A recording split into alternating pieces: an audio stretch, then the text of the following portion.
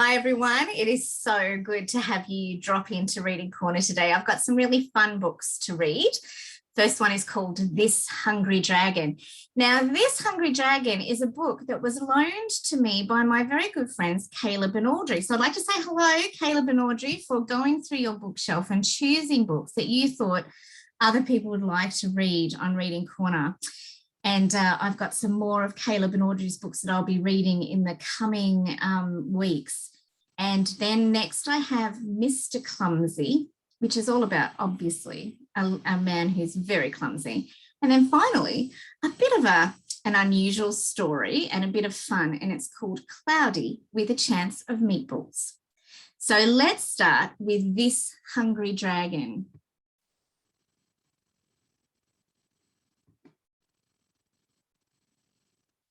This hungry dragon heard his tummy growl.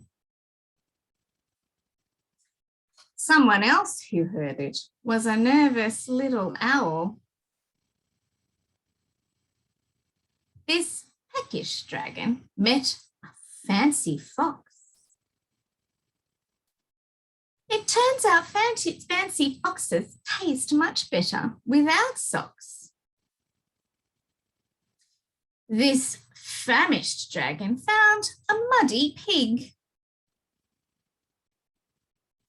He dived on down and slurped him up in one big muddy swig. This starving dragon spied a fluffy bear. He really was quite yummy, except for all the hair. This gorging dragon wasn't feeling full, even after gulping a rather beefy bull. This greedy dragon, feeling decadent, decided he would gobble down one stubborn elephant.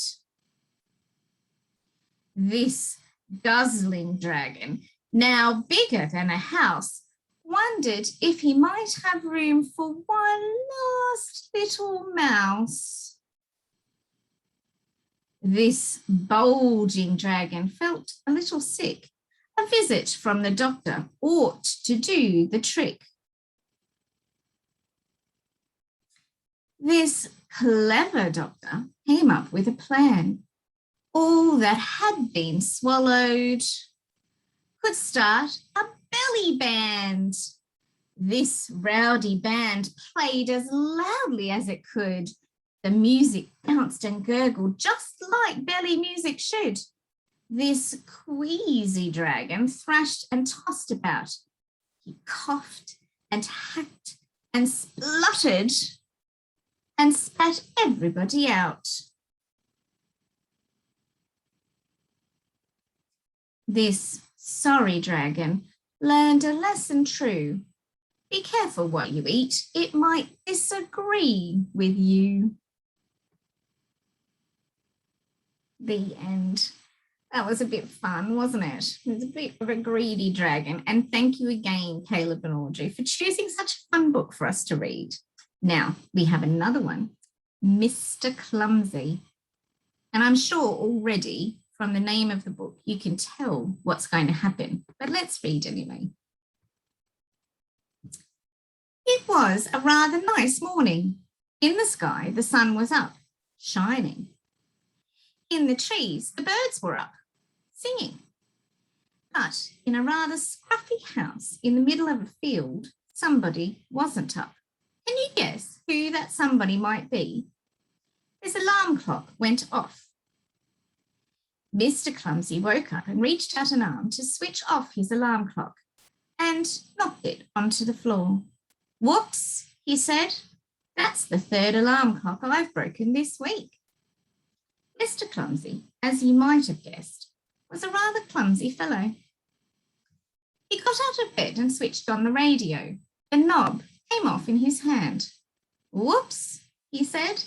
That's the second radio I've broken this month. He went downstairs. The postman had been, and there was a letter waiting for Mr Clumsy lying on his doormat. He picked it up and went into his kitchen.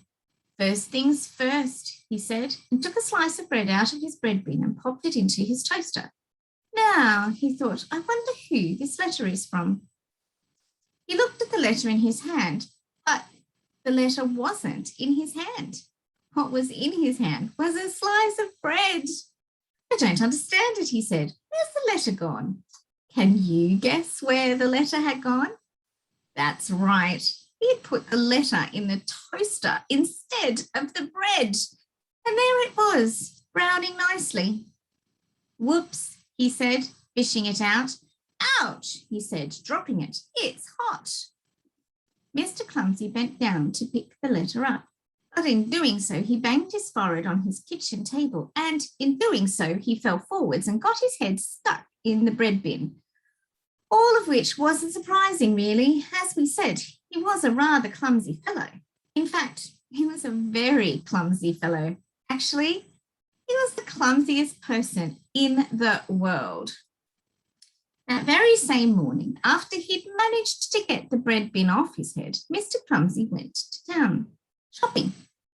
First things first, he said, and went into the bank to get some money. And somehow, while he was in the bank, Mr. Clumsy, while he was writing a cheque, managed to spill ink all over the bank manager. Whoops, said Mr. Clumsy. He went into the butcher's. Morning, butcher, he said cheerily. And then he somehow managed to trip over his shoelaces and somehow managed to fall into the butcher's shop window and somehow managed to finish up with a string of sausages round his neck.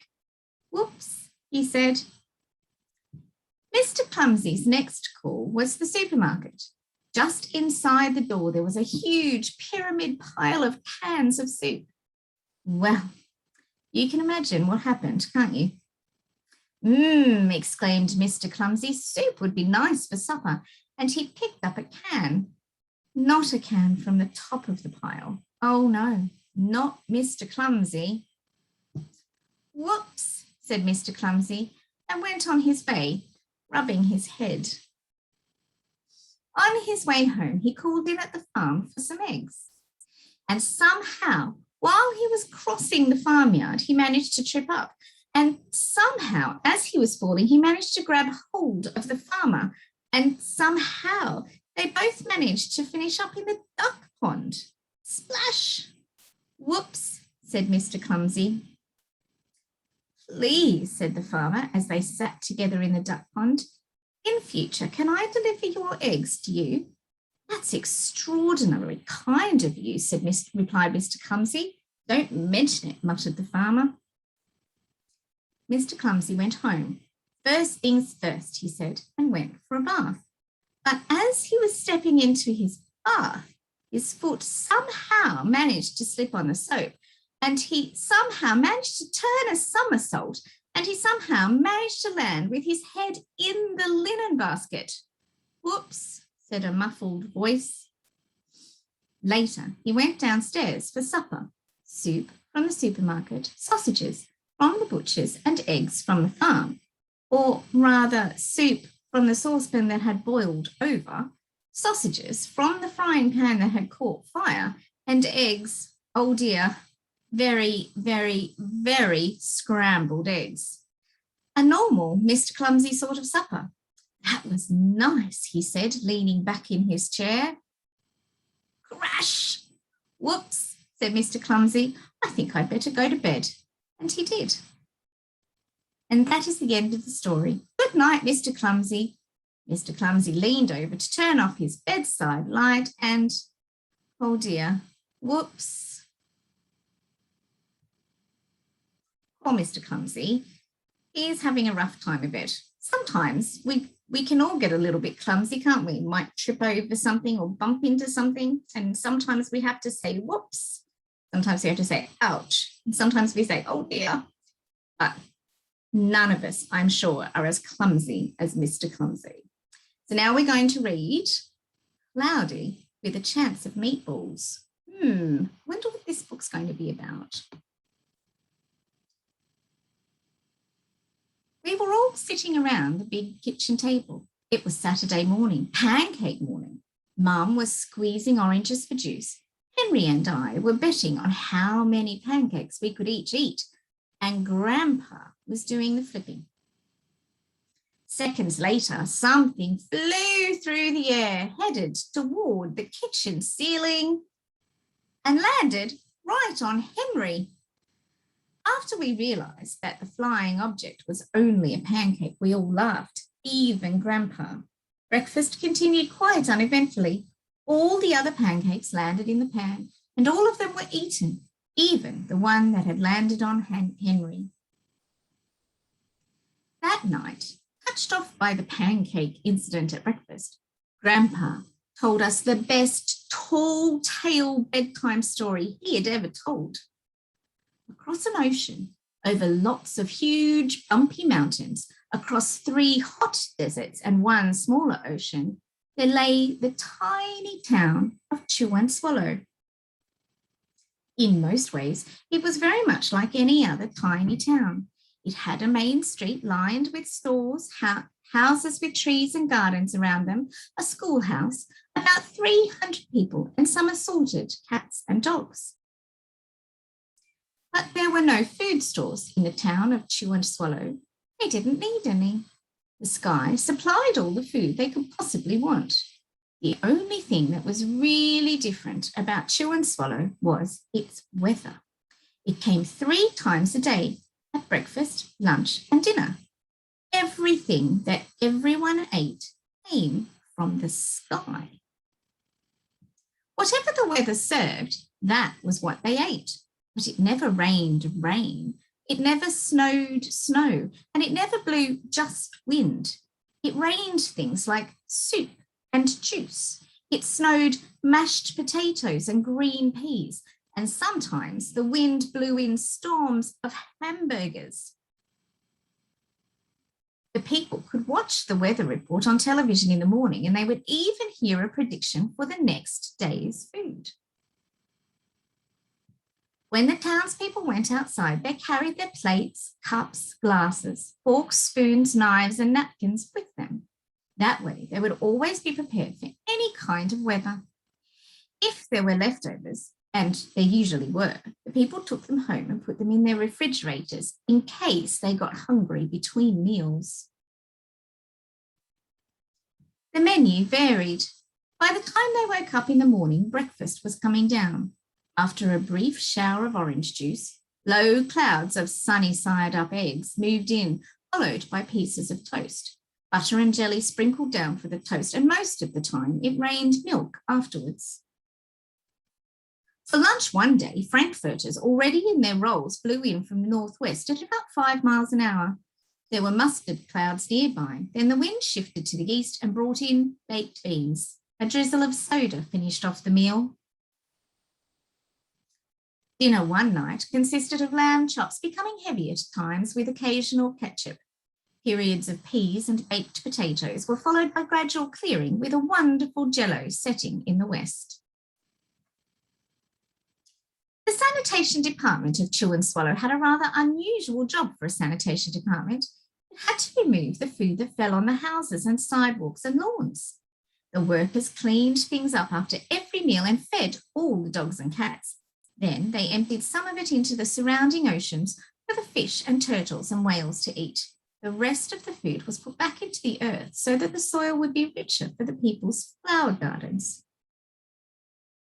Life for the townspeople was delicious until the weather took a turn for the worse.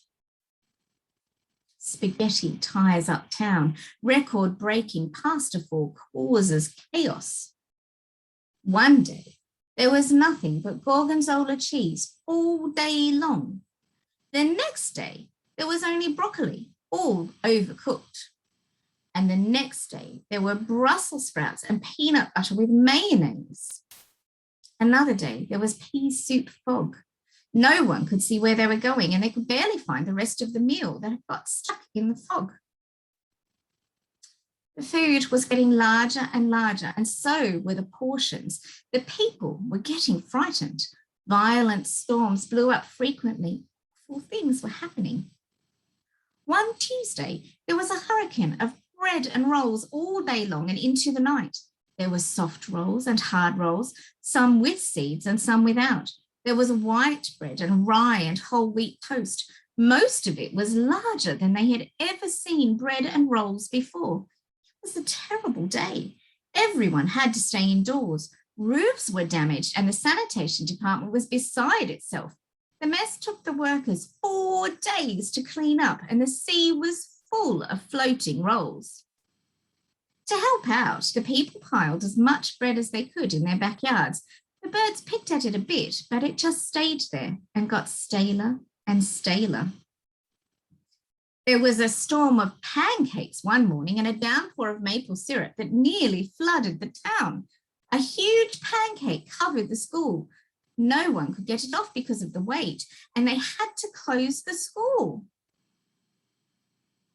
For lunch one day, they brought 15-inch drifts of cream cheese and jelly sandwiches. Everyone ate themselves sick, and the day ended with a stomachache. There was an awful salt and pepper wind, accompanied by an even worse tomato tornado. People were sneezing themselves silly and running to avoid the tomatoes. The town was a mess.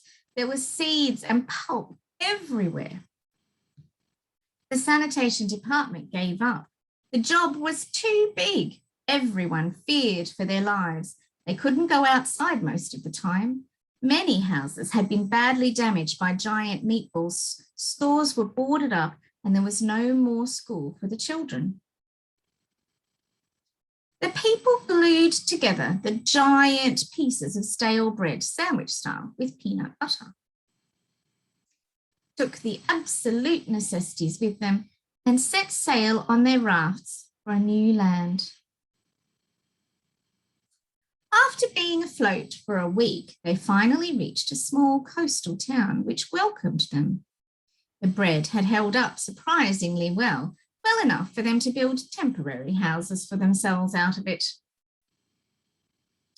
The children began school again, and the adults all tried to find places for themselves in the new land. The biggest change they had to make was getting used to buying food at a supermarket. They found it odd that food was kept on shelves, packaged in boxes, cans and bottles. Meat that had to be cooked was kept in large refrigerators. Nothing came down from the sky except rain and snow. The clouds above their heads were not made of fried eggs. No one ever got hit by a hamburger again, and nobody dared to go back to Chew and Swallow to find out what had happened to it. They were too afraid. Henry and I were awake until the very end of Grandpa's story. I remember his goodnight kiss. The next morning, we woke up to see snow falling outside our window. We ran downstairs for breakfast and ate it a little faster than usual so we could go sledding with Grandpa. It's funny, even as we're sliding down the hill, we thought we saw a giant patch of butter at the top, and we could almost smell mashed potatoes. The end. I don't think I would like to live in a place where it rained hamburgers and juice. Sometimes when it's raining very heavily, somebody might say, it looks like it's raining cats and dogs. But I think if it rained cats and dogs, that wouldn't be very nice either. Not for the cats or dogs, and definitely not for us. It's better when it just rains rain and snows snow. So wherever you are, I hope that your weather is very normal and there's no food falling from the sky. I hope that you've really enjoyed our stories today, and I'm looking forward to seeing you again at Reading Corner. Until then, bye for now.